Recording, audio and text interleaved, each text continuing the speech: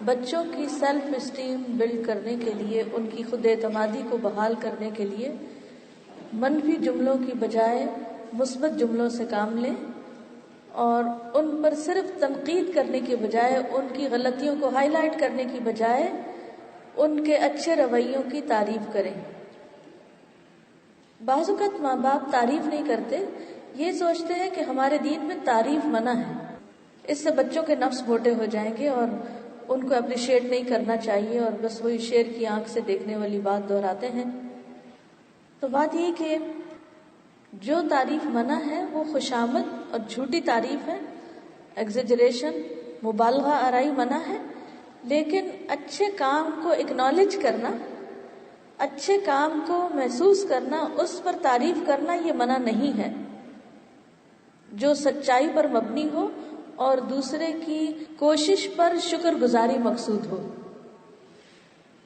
اس میں اب آپ کے سامنے کچھ نبی صلی اللہ علیہ وسلم کے طریقے لاؤں گی، سنتوں سے بتاؤں گی کہ آپ صلی اللہ علیہ وسلم نے کس طرح بچوں کو یا بعض اوقات بڑے صحابہ کو جو ٹین ایجر تھے یا تھوڑے ان سے بڑے تھے، ان کے کاموں کو کس طرح سراہا، کس طرح ان کی تعریف کی، تاکہ جب ہم یہ کام اپنے بچوں سے کریں تو ہم گلٹی نہ ہوں، نادم نہ ہوں، یا کوئی غلط کام سمجھ کر نہ کر رہے ہوں، بلکہ پورے شرح صدر کے ساتھ کریں، خوشی کے ساتھ کریں، اجر کی نیت کے ساتھ کریں، اصلاح کی نیت کے ساتھ کریں، تو انشاءاللہ آپ کی یہ کوشش باعث اجر ہوگی۔ مثلا بچوں کے لباس کی تعریف، کیونکہ بچے بہت ایکسائٹڈ ہوتے ہیں جب ان کو نیا لباس ملتا ہے یا ان کی پسند کا ملتا ہے، یا بعض اوقات کوئی بھی لباس پہنتے ہیں تو ان کا دل چاہتا ہے کہ کوئی دیکھے ان کو کہ انہوں نے کوئی خاص کام کیا ہے۔ اور بعض اوقات بچے صرف تعریف چاہنے کے لیے کبھی ایک لباس پہنتے ہیں، پھر اتار کے دوسرا، پھر تیسرا۔ مجھے اچھی طرح یاد ہے کہ میری چھوٹی بیٹی جو تھی وہ دن میں بعض اوقات کئی دفعہ اپنے کپڑے تبدیل کر لیتی تھی، تو حالانکہ بچوں سے ایک دفعہ بھی چینج کرانا جو ہے وہ بڑا مشکل لگتا ہے، اور اگر انہیں کہیں کہ یونیفارم اتار دو تو آپ نے دیکھا ہوگا وہ مشکل سے قابو آتے ہیں، اور یونیفارم اتارنے کی عادت بھی ایک مشکل بن جاتی۔ تو جب بھی بچہ کپڑے پہنے، لباس پہنے، تو آپ اس کو دیکھیں، اگر آپ زبان سے نہیں بھی تعریف کر رہے تو آپ اس کو کم از کم مسکرا کے دیکھیں، سر ہلا کے، آنکھوں سے، کسی نہ کسی طریقے سے ایک اپریسیشن کا اظہار کریں کہ تم اچھے لگ رہے ہو، you are looking nice, beautiful. حدیث میں آتا ہے، ام خالد بنت خالد کہتی ہیں کہ میں اپنے والد کے ساتھ نبی صلی اللہ علیہ وسلم کی خدمت میں آئی، ابھی بالکل بچی ہیں، اور پیلے رنگ کی قمیص پہنے ہوئے تھی۔ رسول اللہ صلی اللہ علیہ وسلم نے فرمایا، سنہ سنہ۔ عبداللہ کا بیان ہے کہ سنہ حبشی زبان میں عمدہ چیز کو کہتے ہیں، ان کی زبان میں بات کی، یعنی بچے جس زبان کو زیادہ سمجھتے ہیں، انگریزی سمجھتے ہیں یا اردو سمجھتے ہیں، ہندی سمجھتے ہیں، جو بھی وہ زیادہ سمجھتے ہیں، اس زبان میں ان سے بات کرنا۔ ام خالد کا بیان ہے کہ میں مہر نبوت سے کھیلنے لگی، یعنی آپ صلی اللہ علیہ وسلم کے پیچھے جو وہ ابری ہوئی جگہ تھی، میرے والد نے مجھے اٹھا لیا، تو رسول اللہ صلی اللہ علیہ وسلم نے فرمایا اسے کھیلنے دو، یعنی والد جھجک رہے ہوں گے کہ آپ اللہ کے رسول ہیں اور یہ بچی اتنی فری ہو رہی ہے آپ کے ساتھ، اور آپ کے اس کو جا کے چھیڑ رہی ہوتا ہے نا، بعض اوقات بچے کوئی بٹن لگا ہوا ہوتا ہے یا کوئی چیز انہونی سی نظر آتی ہے تو بار بار جا کے اس کو فیل کر کے، ٹچ کر کے دیکھتے ہیں یا اس کے ساتھ پلے اراؤنڈ کرنے لگتے ہیں۔ تو آپ نے فرمایا کہ اسے کھیلنے دو، اسے چھوڑ دو، کیونکہ ہم فوراً اٹھا لیتے ہیں، فوراً پکڑ لیتے ہیں، فوراً وہ چیز سے دور کر دیتے ہیں ان کو، اور وہ تجسس کا مادہ ان کے اندر ہی رہ جاتا ہے کہ یہ کیا چیز تھی جو مجھ سے چھین لی گئی۔ پھر وہ ان کے اندر ایک بے چینی سی رہتی ہے، پھر وہ کبھی رونے، کبھی چیخنے، کبھی کسی چیز کے توڑنے، کبھی اور کام خراب کرنے سے نکلتی ہے۔ آپ دیکھیں نا کہ مثلاً اگر آپ پانی پینے لگے اور کسی نے آپ کے ہاتھ سے گلاس چھین لیا ہے تو آپ کے اندر کچھ محسوس نہیں ہوگا، مثلا آپ نے منہ کو لگایا اور کسی نے نیچے کر دیا، وہ اثر کتنی دیر تک رہے گا آپ کے اندر؟ کافی دیر تک، اس کو نکالنے میں کافی مشکل ہوگی۔ اب ہم تو بڑے ہیں نا، پھر بعض اوقات برداشت کر جاتے ہیں تو ظاہر ہی نہیں کرتے، لیکن بچے یہ نہیں کر سکتے۔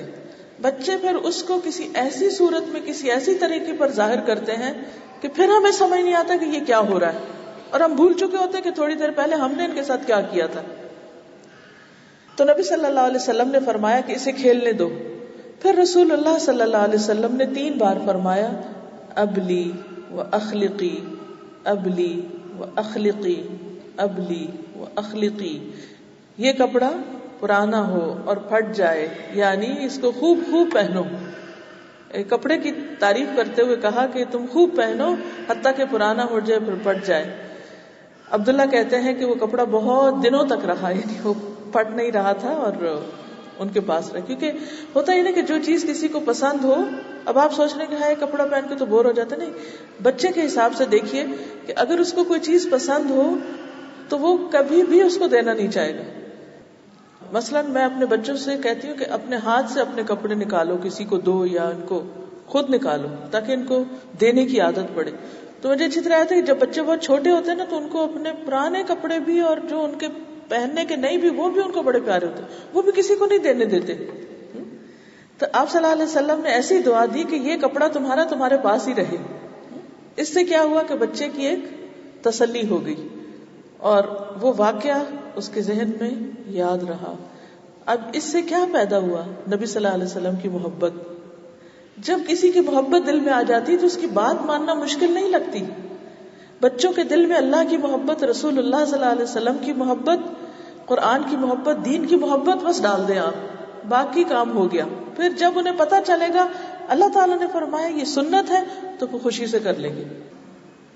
اس کے لیے آپ کیا کر سکتے ہیں؟ اچھے اچھے واقعات آپ ان کو سنا سکتے ہیں. مثلا یہی کہانی آپ اپنے بچے کو سنا سکتے ہیں.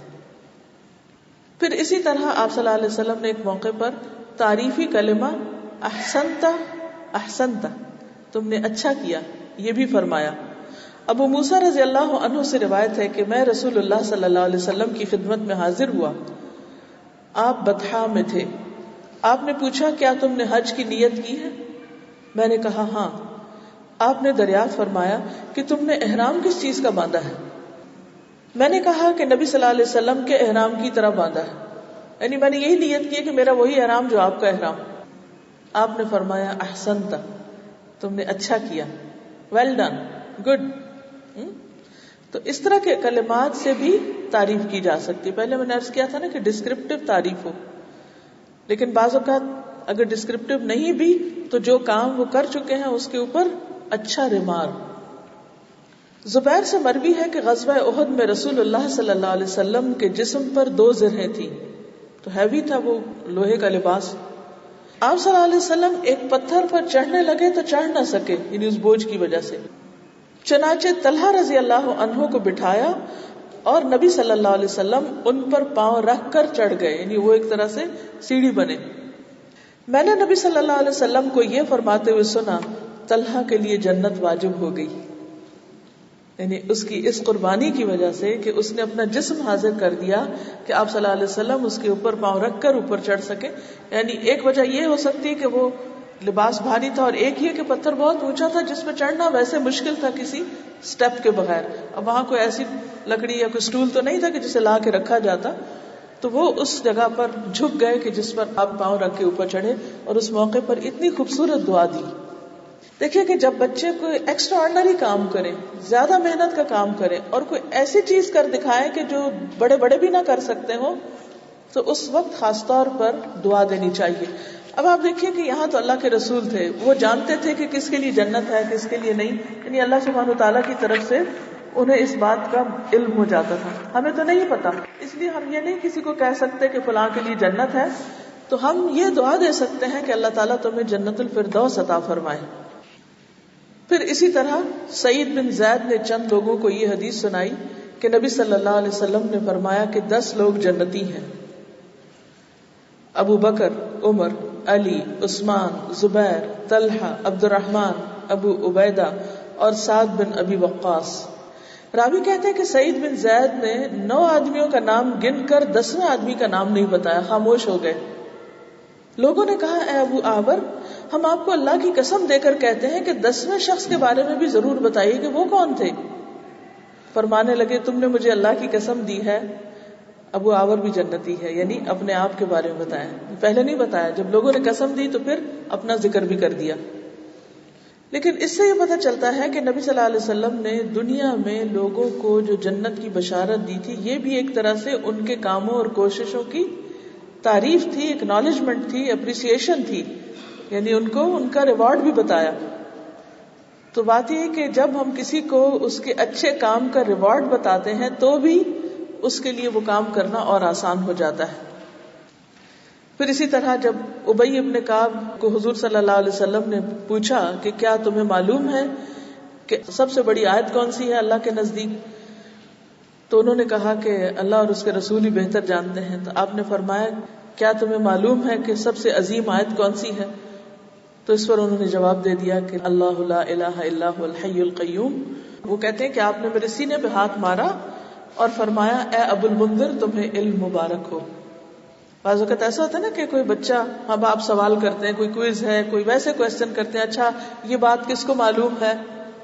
اب ایک بچے نے بتا دیا تو ہم کہتے ہیں ہاں ہاں ٹھیک ہے. یہ نہیں، اس کو اچھی طرح اکنالج کریں. آپ اس کے یا تو سینے پہ ہاتھ مار کے یا پیچھے ٹیپ کر کے کندھے پہ آپ اس کو شاباش دیں، یعنی فزیکل ٹچ بھی کہ شاباش بہت اچھا. بعض اوقات بچوں کو گلے لگائیں، بعض اوقات ہاتھ ملائیں، بعض اوقات سر پہ ہاتھ پھیریں، یعنی کوئی بھی چیز ان کے ساتھ ایسی ہو کہ جس سے وہ سیکیور محسوس کریں اور واقعی ان کو محسوس ہو کہ ان کی تعریف کی گئی.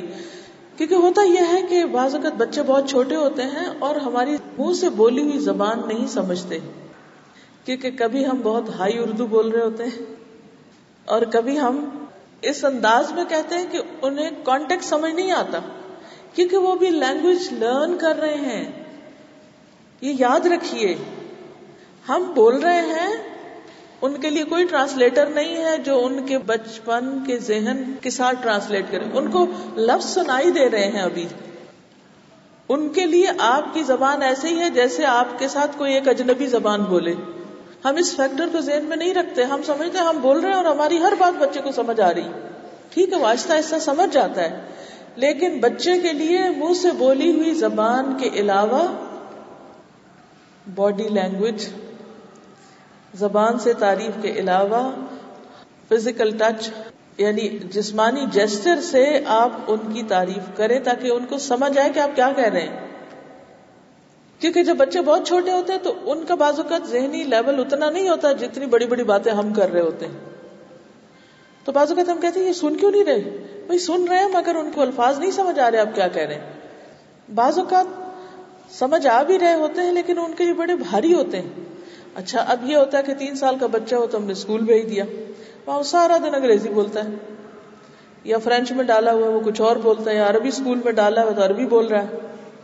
سارا دن تو وہ کچھ اور بولتا ہے، جب گھر آتا ہے تو اماں کوئی اور زبان بولتی ہے. اب ہم کہتے ہیں کہ ہم تو ماں ہیں، ہماری تو ہر بات ان کو سمجھنی چاہیے، اور ہم یہ بھول چکے ہیں کہ 6 گھنٹے وہ کہاں گزار رہا ہے اور باقی ٹوٹے پھوٹے چند گھنٹے جس میں ہماری پوری توجہ نہیں ہے ان پر وہ کہاں گزار رہا ہے. تو وہ ایک مینٹل گیپ آ جاتا ہے، ایک لینگویج بیریئر آ جاتا ہے. اگر ماں کو وہ زبان نہیں آتی جو بچہ اسکول میں بول رہا ہے تو بچے کی بہت سی باتیں ماں نہیں سمجھتی اور ماں کی بہت سی باتیں بچہ نہیں سمجھ رہا، جس کے نتیجے میں ماں اور بچے کے درمیان ایک ان نیچرل ڈسٹینس ہے اور ہمیں ریئلائز ہی نہیں ہوتا کہ بچہ کس فیز سے گزر رہا ہے. اور ہمیں بس ایک ہی شکایت ہوتی ہے کہ یہ ہماری بات نہیں سنتے اور یہ سمجھتے نہیں اور یہ مانتے نہیں اور یہ وہ نہیں کرتے جو ہم کہہ رہے ہیں. لیکن بچے کا کیا احساسات ہیں اور بچہ کیا سوچ رہا ہے وہ کیوں نہیں ہم سوچتے، اس کے بارے میں ہم غور کیوں نہیں کرتے. تو ہمیشہ بچوں سے بچوں کے لیول پہ آ کے بات کریں، ان کی زبان میں بات کریں. منہ سے الفاظ بولنے کے ساتھ ساتھ باڈی لینگویج بھی ضروری ہے. آپ یوں سمجھے جیسے آپ بہروں سے بات کر رہے ہیں، ٹھیک ہے نا، بہرے سے بات کر رہے ہیں. بہروں سے کس زبان میں بات کی جاتی؟ سائن لینگویج، ٹھیک ہے نا. تو بچوں کے ساتھ بولنے کے ساتھ ساتھ سائن لینگویج بھی ضروری ہے تاکہ وہ سمجھ جائیں کہ آپ کیا کہہ رہے ہیں. جب آپ انہیں کہتے ہیں بگ تو صرف منہ سے بگ کہنا یا بڑا کہنا کافی نہیں، یعنی ساتھ بولیں اور ساتھ اشارے، لمبا چوڑا چھوٹا, نیچے, اوپر. کیونکہ بعض اوقات ہم بت بن کے ہم صرف بولے جا رہے ہیں, انہیں کیا پتا آپ کیا کہہ رہے ہیں. ابھی تو اس کے کانسیپٹ جو ہیں وہ ڈیولپ ہو رہے ہیں, ابھی وہ سیکھ رہا ہے. اگرچہ ہم بولتے ہیں وہ آبزرو کر رہا ہوتا ہے کہ ہم نے کس کو اوپر کا اور کس کو نیچے کا. اسی لیے اتنا شدید قسم کا کمیونیکیشن گیپ ہوتا ہے. آپ کہتے ہیں کہ وہ جو فلاں چیز کے اوپر رکھی ہوئی نا کینچی, وہ لے آؤ, اب اس کو مل ہی نہیں رہی. آپ کہتے ہیں بدھو کہیں کہ تمہیں کچھ نہیں ملتا, تمہیں پتہ ہی نہیں کہاں چیزیں رکھی ہوں, تمہیں نظر نہیں آتی. بھائی اس کو نہیں سمجھ آئی کہ آپ نے جس چیز کا بولا, مثلا آپ کہتے ہیں چھتی پہ رکھا, فلانے پہ رکھا ہے, اس کو نہیں پتا. تو یہ جو گیپ ہے اس کو کم کرنا نہایت ضروری ہے. پھر اسی طرح اچھائیوں کا ذکر کر کے تعریف کرنا. رسول اللہ صلی اللہ علیہ وسلم نے ایک مرتبہ فرمایا, ابو بکر بہترین آدمی ہے, عمر بہترین آدمی ہے, ابو عبیدہ بن جراح بہترین ہے, اسید بن حذیر بہترین ہے, ثابت بن قیس بہترین ہے, معاذ بن جبل بہترین ہے, معاذ بن عمر بہترین ہے. یعنی ایک ایک کا نام لے کے آپ نے ذکر کیا. جیسے اگر آپ ٹیچر ہیں تو کلاس میں آپ بچوں کا ذکر کر رہے ہیں تو بچوں کے نام لیے, بس یہ نہیں کہ آپ سب بہت اچھے ہیں, یعنی ان کا نام لیجئے. اسی طرح حضرت ابو ہریرہ سے روایت ہے کہ ہم رسول اللہ صلی اللہ علیہ وسلم کے پاس بیٹھے ہوئے تھے کہ سورۃ الجمعہ کی آیتیں نازل ہوئی, وآخرین منہم لما یلحقوا بہم. میں نے عرض کی یا رسول اللہ صلی اللہ علیہ وسلم یہ دوسرے لوگ کون ہیں, آخرین کون ہیں؟ آپ نے کوئی جواب نہیں دیا. آخر یہی سوال 3 مرتبہ کیا. مجلس میں سلمان فارسی رضی اللہ عنہ موجود تھے. رسول اللہ صلی اللہ علیہ وسلم نے اپنا ہاتھ سلمان پر رکھا اور فرمایا, اگر ایمان سریا پر بھی ہوتا تو بھی ان کی قوم میں سے کچھ لوگ وہاں تک پہنچ جاتے. یا یوں فرمایا کہ آدمی ان لوگوں میں سے اس تک پہنچ جاتا, یعنی سریا تک پہنچ جاتا, یعنی ان کی قوم. تو پہلے یہ کہ نبی صلی اللہ علیہ وسلم نے جواب کیوں نہیں دیا؟ ہو سکتا ہے کہ ابھی آپ انتظار کر رہے ہو کہ آپ کو خود صحیح چیز معلوم ہو. دوسری بات یہ ہے کہ آپ صلی اللہ علیہ وسلم نے حضرت ابو سلمان فارسی کی تعریف کی, نہ صرف ہی کہ ان کی بلکہ ان کی قوم کی, اور صرف زبان سے نہیں بولے بلکہ ہاتھ رکھ کے ان پہ بات کی کہ یہ اس کی طرف اشارہ ہے, اور پھر ان کے ایمان کی خاص طور پر تعریف کی, اور ان کی بہادری کی, اور ان کی جرت کی, اور ان کی محنت, اور ان کی کوشش کی. پھر اسی طرح ہم نے یہ بھی ذکر کیا تھا کہ نان کریٹیکل سٹیٹمنٹس دینا ہے. جب ہم دیکھیں کہ کوئی غلطی ہو رہی ہے تو صرف تنقید کے ذریعے اصلاح نہیں کریں بلکہ اس تنقیدی جملے کو پازیٹو میں بدل دیں. اس کے بارے میں ایک روایت میں آتا ہے, ابو بکر رضی اللہ عنہ سے روایت ہے کہ وہ رسول اللہ صلی اللہ علیہ وسلم کے پاس آئے تو آپ اس وقت حالت رکوع میں تھے, اس لیے صف تک پہنچنے سے پہلے ہی انہوں نے رکوع کر لیا, یعنی سیدھے چل کے آنے کی بجائے رکوع میں آنے لگے. پھر اس کا ذکر نبی صلی اللہ علیہ وسلم سے خود ہی کیا بعد میں کہ آپ رکوع میں تھے تو میں بھی پیچھے سے آ رہا تھا تو رکوع میں آنے لگا. تو آپ نے فرمایا, اللہ تمہاری حرص میں اضافہ کرے, آئندہ ایسا نہیں کرنا. اچھا, اگر ہم نے غلطی بتانی ہوتی تو کیا کہتے, یہ تو انتہائی غلط کیا تم نے, ایسا نہیں کرنا چاہیے تھا. لیکن پہلے آپ نے اپریشیٹ کیا اور وجہ جانی کہ وہ پیچھے سے کیوں رکوع میں آ گئے. اس کی وجہ غلطی کرنا نہیں تھی, اس کی وجہ یہ تھی کہ حضور صلی اللہ علیہ وسلم کی پیروی کرنا, لیکن طریقہ ٹھیک نہیں تھا اس پیروی کا. تو آپ نے فرمایا اللہ تمہاری اس حرص میں کہ تم اتباع رسول کر رہے ہو, اللہ اس میں اور اضافہ کرے, لیکن نیکسٹ ٹائم ایسے نہیں کرنا. یہ نہیں کہا کہ اس ٹائم تم نے غلط کیا, کہا نیکسٹ ٹائم ایسے نہیں کرنا, آئندہ ایسے نہیں کرنا. اب آپ دیکھیے کہ بچہ کو غلطی کرتا ہے لیکن جو غلطی اس نے کی اس میں بھی محنت لگی اس کی. مثلاً آپ نے بیٹی کو کہا چائے بنا کے لاؤ, وہ بیچاری کس مشقت کے ساتھ چائے کا کپ بنا لائی. اب وہ جب آپ نے منہ کو لگائی تو پینے کے قابل نہیں تھی. اب ریئیکشن کیا ہوگا؟ اللہ تمہاری محنت قبول کرے, آئندہ پتی زیادہ نہیں ڈالنا, آئندہ چینی نہیں زیادہ ڈالنا. ایک تو یہ ہے, اور دوسرے کیا, یہ کیا بنا لے, منہ بسور کے اور جاؤ گرا دو اس کو سنک میں, کو پینے کے قابل ہے. ابھی وہ سیکھ رہی ہے, ابھی وہ بار بار غلطی کرے گی. کبھی چینی زیادہ ہو جائے گی, کبھی پتی زیادہ ہو جائے گی, کبھی پانی زیادہ ہو جائے گا, کبھی دودھ زیادہ ہو جائے گا, کبھی کچی ہوگی, کبھی بہت پک جائے گی. یہ سب کچھ ہوگا. اب اتنی دفعہ تو دے نا غلطی کرنے میں. ایک دفعہ ایک چیز زیادہ ہو, ایک دفعہ ایک چیز کم ہو جائے, ایک دفعہ پک زیادہ جائے, ایک دفعہ کچی رہ جائے. All these Times. لیکن ہمارا دل کہاں سے اتنا بڑا ہو کہ ہم اس کو حوصلے سے برداشت کر لیں پہلے, اور پھر کہیں کہ اللہ تمہاری کوشش قبول کرے, اللہ تمہیں جزائے خیر دے, آئندہ یہ نہ کرنا. تو جب ہم بلنٹلی اس کو ریفیوز کر دیتے ہیں نا, اور اس کو بس ریجیکٹ کر دیتے ہیں, تو پھر آئندہ نہ وہ ٹھیک ہوتا نہ کچھ اور ٹھیک ہوتا ہے. کانفیڈنس لوز کر جاتے ہیں.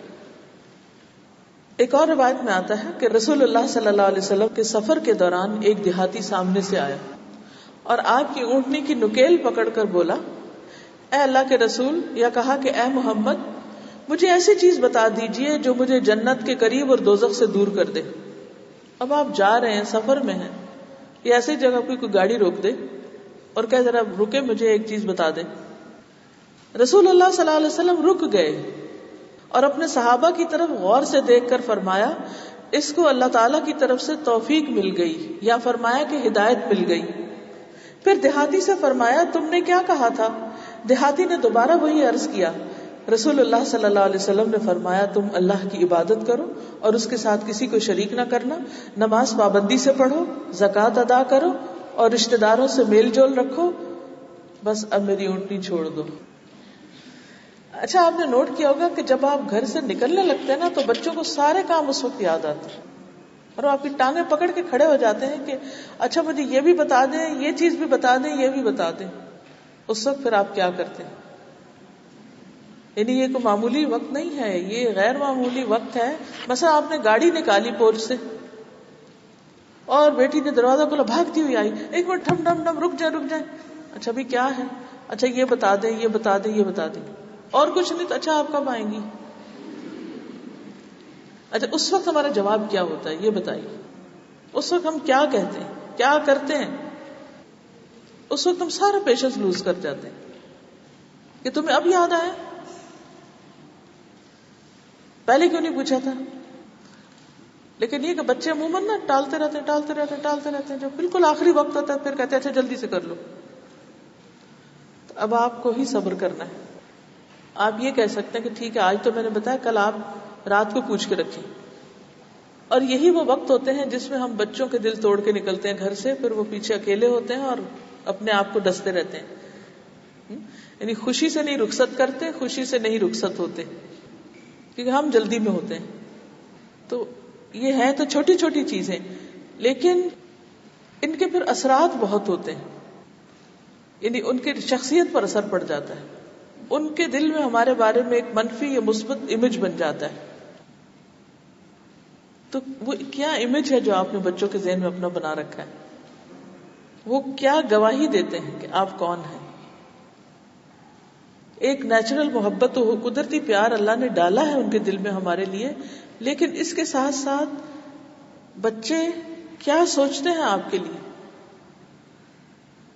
ہم سب اپنے ماں باپ کے بارے میں کس طرح سوچتے تھے بچپن میں, جب انہوں نے کبھی کوئی ایسی حرکت کی ہمارے ساتھ, ہمارے دوستوں کے سامنے جھڑک دیا, یا ہمیں کہیں ایسی جگہ پر جہاں جانا بہت ضروری تھا جانے سے روک دیا, یا کوئی چھوٹی سی جائز خواہش نہیں پوری کی. یعنی کوئی بھی ایسی چیز وہ زندگی بھر نہیں بھولتی, وہ نہیں بھولتی باتیں. پھر چلیں انسان ہے ہم بھی, کبھی کبھار تو ہو ہی جاتا ہے, لیکن اس کو روٹین نہ بننے دیں. پھر پچھلی دفعہ یہ بھی بات ہوئی تھی کہ تھوڑا سا ڈسکرپٹیو پریز, یہ بھی توجہ دینے کا ایک انداز ہے. ابن مسعود رضی اللہ عنہ فرماتے ہیں کہ میں عقبہ بن ابی معیط کی بکریاں چراتا تھا. ایک دن نبی صلی اللہ علیہ وسلم ابو بکر رضی اللہ عنہ کے ساتھ مشرکین سے بچ کر نکلتے ہوئے میرے پاس سے گزرے. فرمایا, اے لڑکے, کیا تمہارے پاس دودھ ہے؟ میں نے عرض کیا, جی ہاں, لیکن میں اس پر امین ہوں, امانت دار ہوں, لہٰذا میں آپ کو کچھ پلا نہیں سکوں گا. نبی صلی اللہ علیہ وسلم نے فرمایا, کیا کوئی ایسی بکری تمہارے پاس ہے جس پر نر جانور نہ کودا ہو؟ میں نبی صلی اللہ علیہ وسلم کے پاس ایک ایسی بکری لے کر آیا. نبی صلی اللہ علیہ وسلم نے اس کے تھن پر ہاتھ پھیرا تو اس میں سے دودھ اتر آیا. نبی صلی اللہ علیہ وسلم نے اسے ایک برتن میں دوہا، خود بھی پیا اور ابو بکر کو بھی پلایا. یعنی ایک ہوتا ہے نا جو بکری دودھ دے رہی ہوتی ہے، وہ تو دے رہی ہوتی ہے، کچھ بکریاں ہوتی ہیں کہ جن کا دودھ ختم ہو چکا ہوتا ہے. پھر تھن سے مخاطب ہو کر فرمایا کہ سکڑ جاؤ. وہ دوبارہ سکڑ گئے. تھوڑی دیر کے بعد میں نبی صلی اللہ علیہ وسلم کی خدمت میں حاضر ہوا اور عرض کیا، یا رسول اللہ صلی اللہ علیہ وسلم مجھے بھی یہ بات سکھا دیجیے. نبی صلی اللہ علیہ وسلم نے میرے سر پر ہاتھ پھیرا اور مجھے دعا دی کہ اللہ تم پر اپنی رحمت نازل فرمائے. تم چھوٹے سے سمجھدار بچے ہو. اس ڈسکرپٹیو جملہ ہے، تم چھوٹے ہو لیکن سمجھدار ہو. ایک روایت میں ہے کہ پھر میں نے نبی صلی اللہ علیہ وسلم کے منہ سے 70 صورتیں یاد کی ہیں جن میں مجھ سے کوئی جھگڑا نہیں کر سکتے. اتنی اچھی طرح مجھے یاد ہے. اب یہ 70 صورتیں یاد کرنے کا شوق کہاں سے پیدا ہوا؟ اس تعریفی جملے سے کہ تم چھوٹے سے سمجھدار بچے ہو. جب ہم بچوں کو کہتے ہیں نا تم ماشاءاللہ بہت سمجھدار ہو، یا کسی اور کو بتا رہے ہوتے کہ ہمارا بچہ بہت سمجھدار ہے، تو اس سے اس کے اندر ایک کانفیڈینس ہوتا ہے اور وہ پھر سمجھدار بن کے دکھاتا ہے. جب ہم بار بار کہتے ہیں کہ بہت بے وقوف ہو، تو پھر وہ کہتا ہے کہ میں تو ہوں ہی بے وقوف، اس لیے خوب بے وقوفیاں کر لوں، کیونکہ ٹائٹل تو مل ہی گیا، ٹیگ لگ ہی گیا، تو پھر وہی کروں جو ہوں، جو سمجھا جاتا ہوں. تو اس لیے منفی جملے تو بالکل نکال دیں، کیونکہ وہ ہمارے اعمال نامے میں بھی منفی لکھے جائیں گے. یہ نہیں کہ وہ بچوں کو ہی نقصان دے رہے ہیں، وہ ہمیں بھی دیتے ہیں. پھر اسی طرح ایک اور روایت ہے، ابو سعید خدری سے مروی ہے کہ نبی صلی اللہ علیہ وسلم نے خطبہ دیا اور فرمایا، اپنی صحبت اور اپنی دولت کے ذریعے تمام لوگوں سے زیادہ مجھ پر احسان کرنے والے ابو بکر ہیں. اگر میں کسی کو خلیل بناتا تو ابو بکر کو بناتا، لیکن اس کے بدلے میں اسلام کی برادری اور دوستی کافی ہے. مسجد میں ابو بکر رضی اللہ عنہ کے دروازے کے سوا تمام دروازے بند کر دیے جائیں، یعنی آپ کی وفات سے پہلے کی بات ہے یہ، کہ آپ نے باقی دروازے بند کر دیے، ابو بکر کا دروازہ بند نہیں کیا جو مسجد کی طرف نکلتا تھا یا کھلتا تھا. اب یہ جو تعریف ہے آپ کی ابو بکر رضی اللہ تعالیٰ عنہ کی، ایک اور موقع پر آتا ہے نا کہ میں نے سب کے احسان کا بدلہ دے دیا لیکن ابو بکر کے احسان کا بدلہ نہیں دیا.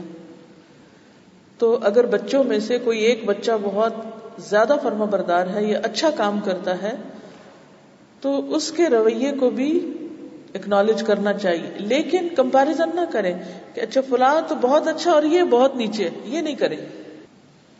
جب اچھے انداز میں آپ تعریف کریں گے تو انشاءاللہ اس سے، یعنی اس حد تک اور اس انداز سے کہ باقی بچوں کے لیے وہ رول ماڈل بن جائے، وہ اس کو لک فارورڈ کریں، حسد نہ کریں. اس چیز کا آپ نے خیال رکھنا ہے.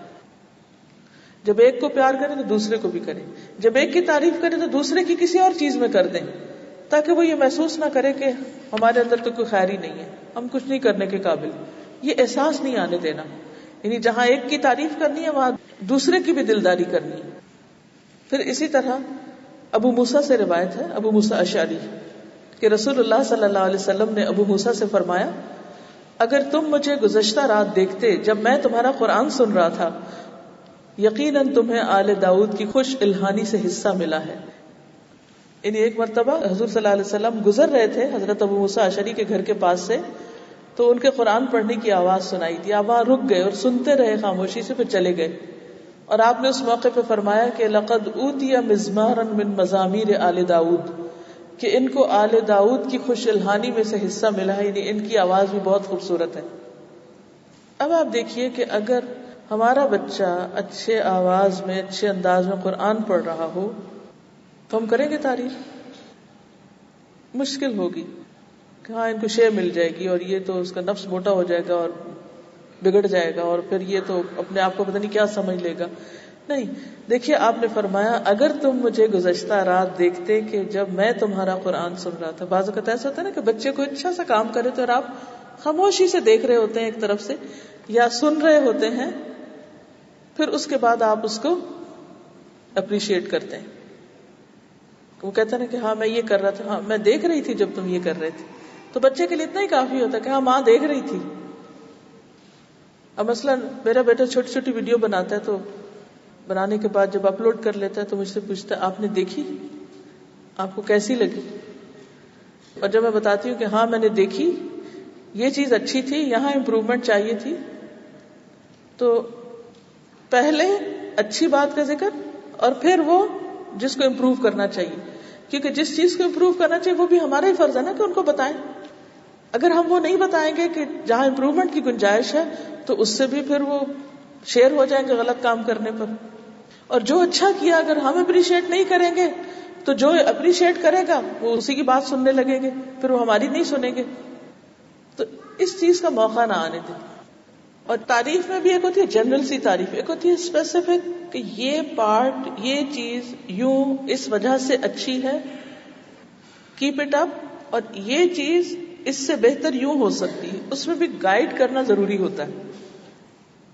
ایک اور روایت میں آتا ہے، ابو ہریرہ رضی اللہ عنہ سے روایت ہے کہ رسول اللہ صلی اللہ علیہ وسلم نے بلال رضی اللہ عنہ سے صبح کی نماز کے وقت فرمایا، اے بلال، تم مجھ سے وہ عمل بیان کرو جو تم نے اسلام میں کیا ہو اور جس سے تمہیں نفع کی زیادہ امید ہو، کیونکہ آج رات میں نے جنت میں اپنے سامنے تمہارے قدموں کی آواز سنی.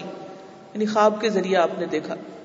بلال نے عرض کیا، میں نے اسلام میں کوئی ایسا عمل نہیں کیا جس کے فائدے کی مجھے زیادہ امید ہو سوائے اس کے کہ جب میں رات یا دن کے وقت کامل طریقے سے وضو کرتا ہوں تو اس وضو سے جس قدر اللہ نے میرے مقدر میں لکھا ہوتا ہے نماز پڑھ لیتا ہوں. جب بھی وضو کرتا ہوں تو کچھ نفل پڑھ لیتا ہوں. تو یہ مجھے اپنا عمل دوسرے اعمال کی نسبت بہتر لگتا ہے. اب آپ دیکھیے کہ نبی صلی اللہ علیہ وسلم نے رات ہی خواب دیکھا تھا اور رات ہی اس ایکسپیرینس سے گزرے تھے آپ، اور صبح ہی جب فجر کی اذان ہو رہی اسی وقت آپ حضرت بلال کو ان کے اچھے عمل کی ایک طرح سے تعریف بھی کر رہے ہیں اور اس کی ری ایشورنس بھی کرا رہے ہیں تاکہ وہ جس خاص عمل کی وجہ سے اتنے بلند درجے پہ جا رہے ہیں وہ عمل روک نہ دیں. بعض اوقات ایسا تھا نا، ہم ایک اچھا کام کر رہے تھے اور ہمیں خود بھی نہیں پتا ہوتا کہ ہم کوئی اچھا کام کر رہے ہیں، اور آپ نے یہ بھی دیکھا ہوگا کہ کچھ عرصے کے بعد وہ اچھا کام ہم خود ہی چھوڑ دیتے ہیں، بھول جاتے ہیں کہ یہ بھی کرنا تھا. تو اس پر اگر کوئی ہمیں توجہ دلا دے، اور عام طور پر وہی دلائیں گے جو ہمارے آس پاس ہوں گے، جو ہمیں دیکھ رہے ہوں گے. جیسے انہوں نے ذکر کیا نا کہ میرے بچے تو چھوٹے نہیں ہیں لیکن میں یہ سارے رول جا کے اپنے ہسبینڈ پہ اپلائی کر رہی ہوں، تو اس سے ان کو فائدہ ہو رہا ہے. تو یہ اچھے ریلیشن شپ چاہے آپ کے اپنے بچوں کے ساتھ ہیں، چاہے اپنے دوستوں کے ساتھ ہیں، چاہے بڑوں کے ساتھ ہیں، اگر کسی کو آپ دیکھیں کہ کوئی ایک اچھا کام کر رہا ہے تو اس پر اپریشیٹ کرنے میں حرج نہیں، تاکہ وہ اس کی پابندی کرتا رہے. کیونکہ انسان ہے، بھول چوک ہو جاتی ہے، مزاج میں تبدیلیاں آتی رہتی ہیں، ماحول تبدیل ہو جاتا ہے، ٹریولنگ کے دوران یا مختلف کاموں کے یا چیزوں کے پریشرز آتے ہیں ہم پر، تو ہم کچھ چیزیں جو کرتے ہیں وہ پھر چھوڑ دیتے ہیں. تو بنیادی قاعدہ یہ ہے کہ اللہ سبحانہ وتعالیٰ کے نزدیک وہ کام نہایت پسندیدہ ہے جو تھوڑا بھی ہو لیکن مسلسل ہو، مستقل مزاجی سے کیا جائے.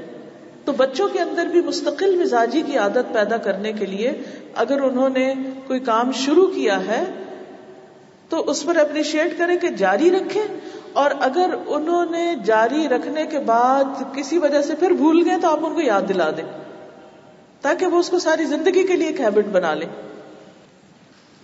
پھر اسی طرح ایک اور روایت میں آتا ہے، معاذ بن جبل سے روایت ہے کہ ہم رسول اللہ صلی اللہ علیہ وسلم کے ہمراہ غزوہ تبوک سے واپس آ رہے تھے، تو جب میں نے آپ صلی اللہ علیہ وسلم کو اکیلے پایا تو میں نے کہا کہ یا رسول اللہ صلی اللہ علیہ وسلم، آپ مجھے کوئی ایسا عمل بتا دیجئے جو مجھے جنت میں داخل کر دے.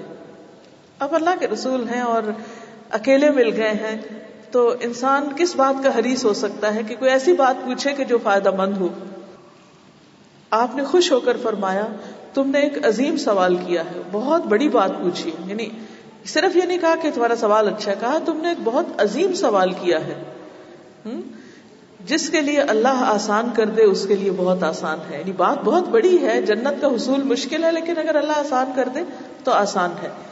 اسی طرح جب بچے کوشچن کریں تو بعض اوقات ہم ان کوشچن سے اریٹیٹ ہوتے ہیں، کیا تم ہر وقت کچھ نہ کچھ پوچھتے ہی رہتے ہو، کسی وقت بس بھی کر دیا کرو، کیونکہ ہم تھک جاتے ہیں، تنگ ہوتے ہیں. تو اس موقع پر اگر آپ ان کے سوال کو اپریشیٹ کر دیں یا تھوڑا سا برداشت کر لیں، اگر بھاری بھی لگ رہا ہے، جواب نہیں بھی دے پا رہے یا جواب آتا نہیں ہے، تو ایٹ لیسٹ سوال کو اپریشیٹ کر دیں. ان کے اس بات کو اپریشیٹ کر دیں جو انہوں نے اچھی کی ہے، تاکہ ان کو اعتماد ہو اور پھر آئندہ اس میں مزید ترقی کریں. پھر خاص خوبیوں پہ تعریف. اور مثلا آپ کے 5 بچے ہیں اور ہر بچے کی الگ خوبی آپ کو پتا ہونی چاہیے. جو میں نے پہلے اسائنمنٹ دی تھی نا، اس میں نے کہا تھا اپنے بچے کی خوبیاں لکھیے. تو یہ آپ نے نہیں کرنا تھا کہ صرف ایک بچے کی خوبیاں لکھے. اگر 4 بچے ہیں تو چاروں کا الگ الگ. ٹھیک ہے، کام تو بڑھ جاتا ہے لیکن سارے اپنے ہی بچے ہیں نا، اور ان سب کو اکٹھے ہی لے کے چلنا ہے. نبی صلی اللہ علیہ وسلم نے فرمایا میری امت پر سب سے زیادہ مہربان ابو بکر ہیں. اب آپ دیکھ لیجئے ڈسکرپشن. سب سے زیادہ مہربان ابو بکر ہیں. دین کے معاملے میں سب سے زیادہ سخت عمر ہیں. سب سے زیادہ سچی حیا والے عثمان ہیں. علم وراثت کے سب سے بڑے عالم زید بن ثابت ہیں. کتاب اللہ کے سب سے بڑے قاری ابی بن کعب ہیں. حلال و حرام کے سب سے بڑے عالم معاذ بن جبل ہیں. اور ہر امت کا ایک امین ہوتا ہے. اس امت کے امین ابو عبیدہ بن جراح ہیں. تو اب آپ دیکھیے کہ بعض اوقات جب ہم ایک بچے کی تعریف کرتے ہیں اور وہ ڈسکرپٹیو ہوتی ہے کہ اس بچے کے اندر یہ خوبی ہے، تو دوسرے کی بھی کیجئے اور اس کی بھی خاص خوبی آپ کو معلوم ہوگی تو آپ ذکر کریں گے، اس کو کیجئے. پھر تیسرے کی بھی چوتھے. اپنا ایک جرنل بنائیے، کوئی ڈائری بنائیے. ٹھیک ہے ہم چیزیں بھول جاتے ہیں، لیکن کبھی بیٹھ کے آپ اینالائز کیجئے، لکھیے کہ کون بچہ کس چیز میں اچھا ہے. جیسے میں نے آپ کو اسائنمنٹ دی تھی، اس کا بھی مقصد یہی تھا کہ وہ چیزیں آپ کے زبان پہ بھی آ سکیں، آپ کو اس کے الفاظ مل جائیں، آپ کا اس کی طرف دھیان آ جائے تاکہ آپ وہ کام کر سکیں. پھر آپ صلی اللہ علیہ وسلم نے انصار کی خواتین کی تعریف کی ایک مرتبہ، اور یہ نہیں کہا کہ انصار کی خواتین بہت اچھی ہیں. ہم عموماً بس تعریف کرتے فلاں بہت اچھا، فلاں اچھا ہے. آپ نے فرمایا بہت اچھی ہیں جنہیں دین کی سمجھ بوجھ حاصل کرنے میں شرم مانے نہیں ہوتی. ان کی تعریف اس معاملے میں کی. قریش کی عورتوں کی تعریف کی کہ یہ اپنے بچوں پہ بڑی مہربان ہوتی اور اپنے شوہر کے مال کی بڑی حفاظت کرنے والی ہوتی. ڈسکرپٹیو تعریف. پھر یہ ہے کہ ایک اور روایت میں آتا ہے، ابن عباس کہتے ہیں کہ رسول اللہ صلی اللہ علیہ وسلم نے فرمایا کسی بندے کو یہ کہنا مناسب نہیں کہ میں یونس بن متہ سے بہتر ہوں. اور آپ نے انہیں ان کے باپ کی طرف منسوب کیا. حضرت یونس علیہ السلام مچھلی کے پیٹ میں چلے گئے تھے اور وہ اپنی قوم میں ناراض ہو گئے تھے، اور اللہ تعالیٰ نے پھر ان کو ایک مشکل میں ڈال دیا. تو فرمایا کہ اس واقعے کی وجہ سے کوئی ان کی تعریف اور مقام میں کمی نہ کرے. تو اسی طرح بعض اوقات ایسا بھی ہوتا ہے کہ کوئی ایک بچے سے بہت بڑی غلطی ہو جاتی اور اس پر آپ اس کو سزا بھی دے دیتے. غلطی بھی ہوگی، سزا بھی ہوگی، معاملہ صاف. آپ پچھلی بات کو بار بار نہیں دہرانا، اور دوسرے بچوں کو یہ ریئلائز کرانا ہے کہ کوئی یہ نہ سمجھے کہ تم اس سے بہت بہتر ہو اور اس وجہ سے کہ اس سے غلطی ہوگی تو وہ بالکل ہی نظروں سے اتر گیا. نہیں، غلطی ہوئی، سزا ہوئی، جھڑکا، ناراض ہوئے، اس کے بعد ایسے ہو گئے جیسے کچھ ہوا ہی نہیں. کیونکہ اصل مقصود کیا ہے، پیچھے بھی میں آپ کو بتا چکی ہوں. بچوں کو برا نہیں کہنا، ان کی جو خاص غلطی ہے اس کو ایکسپلین کرنا کہ یہ بات غلط ہے تو کیوں غلط ہے، اس وجہ سے ان کے ساتھ ناراض ہونا ہے. لیکن جب وہ اس کی اصلاح کر لیں، جب اس کو ایکسپٹ کر لیں، اس کے بعد آپ نے جب ان سے بات کرنی ہے پہلے ہی رسپیکٹ کے ساتھ، پہلے ہی طریقے سے، اچھے طریقے سے، تاکہ ان کے اندر وہ گلٹ جنم نہ لے. آپ کو معلوم ہے کہ یہ جو گلٹ ہوتی ہے نا کہ میں نے غلط کیا اور پتہ نہیں مجھے معافی ملی کہ نہیں، پتہ نہیں اب میرا امیج ٹھیک ہوا کہ نہیں، پتہ نہیں اب میں، وہ اندر سے کھا جاتا ہے انسان کو، اور یہ شخصیت کے لیے انتہائی نقصان دہ. ان کا کانفیڈنس شیٹر ہو جائے گا. ہر ایک سے غلطی ہوتی، ہر ایک سے بھول ہوتی. اور یہ چیز آپ دیکھیے کہ حضرت آدم علیہ السلام کو کس طرح اللہ تعالیٰ نے چن لیا. حالانکہ وہ شیطان کی بات میں آ گئے تھے، لیکن جب انہوں نے سوری کیا تو اللہ تعالیٰ نے ان کے درجے بلند کر دیے، ان کو نبی بنا دیا. اتنے بڑے بڑے لوگوں سے اگر بھول چوک ہو گئی تو ہم تو ہر وقت غلطیاں کرنے والے ہیں. تو غلطی کو مسئلہ نہیں بنائیے، نہ بچوں کے معاملے میں، نہ شوہر کے معاملے، نہ کسی اور کے معاملے میں. کیونکہ مسئلہ بنانے سے کیا ہوگا، آپ خود ہی تکلیف میں رہیں گے. اس کو جانے دیجیے، late it go, forget about it. پھر آپ دیکھیے کہ بعض بچوں کے اندر خاص خوبیاں ہوتی ہیں، کیونکہ ہر بچہ فرق ہے، کمپیئر تو ہم نے کرنا نہیں، لیکن جب وہ اچھی خوبیاں ہوتی ہیں نا ان کے اندر، تو ان کو خاص طور پر ان کے اندر ابھارنا چاہیے. مثلاً آپ نے جو صحابہ کرام کی مختلف الفاظ میں تعریف کی، یہ بھی اس کا ایک حصہ ہے. اسی طرح کچھ صحابہ کو خاص کام کی تلقین کی کہ تم یہ کرو. بچوں کا پروفیشن چوز کرنے میں اپنی پرائرٹی نہ دیکھیے کہ میں چاہتی ہوں کہ تم یہ بنو. ٹھیک ہے آپ کہہ سکتے ہیں، لیکن اس وقت کہیے جب اس کے اندر وہ بننے کی صلاحیت بھی ہو. وہ اس کو اپنے لیے ایک بوجھ نہ بنا لے کہ اب ماں کی ایکسپیکٹیشن پوری کرنے کے لیے اب یہ کرنا ہی کرنا ہے، چاہے اپنی پسند ہے یا نہیں. یہ ضرور دیکھیے کہ بچے کے اندر وہ ٹیلنٹ بھی ہے، اس کے اندر وہ ٹینڈنسی بھی ہے.